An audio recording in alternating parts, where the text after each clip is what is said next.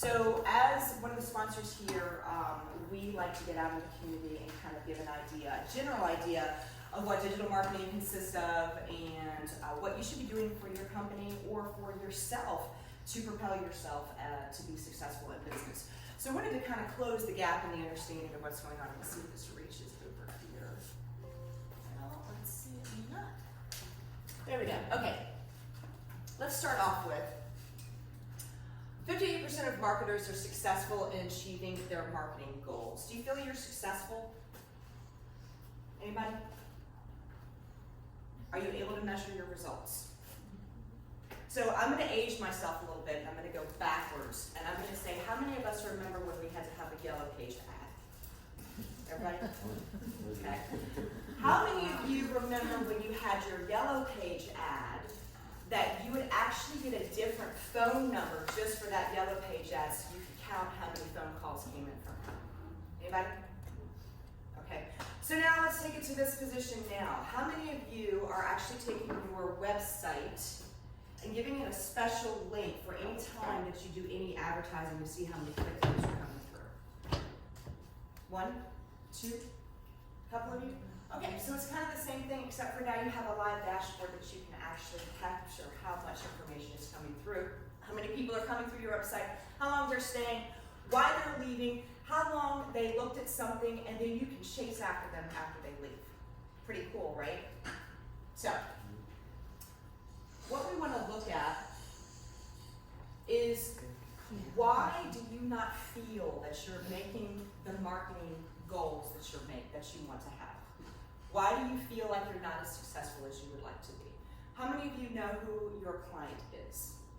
Do you really know your client? Do you understand what they're interested in? How many of you mind map your client every year? I saw a hand. Anybody else?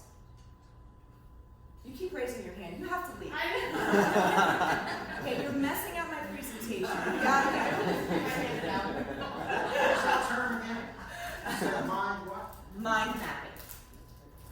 It's an old-fashioned way. So what you do is you go to Staples, Office Depot, wherever, and you get yourself a big piece of paper, and you draw your client in the middle, and you start throwing up information right up there and figuring out who they are. Your client changes every single year. I don't care how much you think you know your client, if you are not reinvestigating, getting to know your client every single year, then you're missing the mark. You need to take that information and you need to make sure that you're putting it into your digital marketing and your website. It's vital. Customer expectations are outpacing their experience with brands. Okay, so I'm going to find one person that I'm going to pick on the rest of the night. Raise your hand if you want to get picked on. You. No. You picked on her. Okay, so we're going to pretend that we're going to play with $20, all right? So you have $20. I want you to give me $20. Do you know me? Do you know me? No. Do you trust me? No. Here's the problem. Your customers don't know you and they don't trust you because they don't have an opportunity to get to know you because it's all digital. Correct? You can read something online. You can kind of look at something on social media and think you know the person you're going to do business with, but you don't really know them, do you? So are you going to give me the $20 if you start to get to know me? Maybe. And you start to trust me? You start to trust me and you start to have that reputation where we know that we're going to have an equal experience on both ends. You're going to give me $20, I'm going to give you what you're supposed to get from that $20, right? So, 2019, empower customers, vote with affinity, and spend. Customer behavior is changing. By 2020, customers will manage 85% of their relationship with the enterprise without interacting with a human. Who likes Siri? Siri and I have a very volatile relationship. Sometimes she understands the southern twang, sometimes she doesn't. But how many of you are going online and you are just making your life happen online because Amazon will deliver it the next day? Who's an Amazon monkey? We're going to learn about that in a few minutes. According to a recent Gartner report, by 2020, an average person will have more conversations with chatbots than with his or her spouse. Okay, so I'm gonna come back and pick on you again. Okay, so you're working for a company now, and it's your first paycheck's coming, and you want to make sure, where did it go? Because it's not in my bank account. Would you rather chat with someone online, figure out where your money is, or would you rather sit on the phone with someone who you know is in a different country, whose name really isn't Mike? Just wondering, correct or incorrect?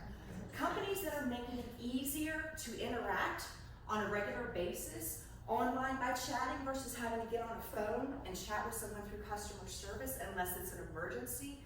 That's the way that you're interacting with your customers. You're making it easier. They can continue to multitask and they can get their answers pretty quickly. So this is pretty amazing. You're going to be chatting with actual chatbots as opposed to people. Basic human needs. Self-actualization, esteem, social needs, safety and security, psychological needs, survival, Wi-Fi battery. I have teenagers in that house. I'm going to tell you, if the Wi-Fi goes down, it is apocalyptic. How many of you have seen the person that's running through the hallway and they're holding their computer like, it's dying, and everybody's running around, their phone is dying, everybody's dying. It's because we exist online. If you don't realize that your customers exist online and you are not interacting with them online in a real life experience as opposed to a bot, then you're losing your customers. So, customer experience, content marketing, mobile, personalization, social.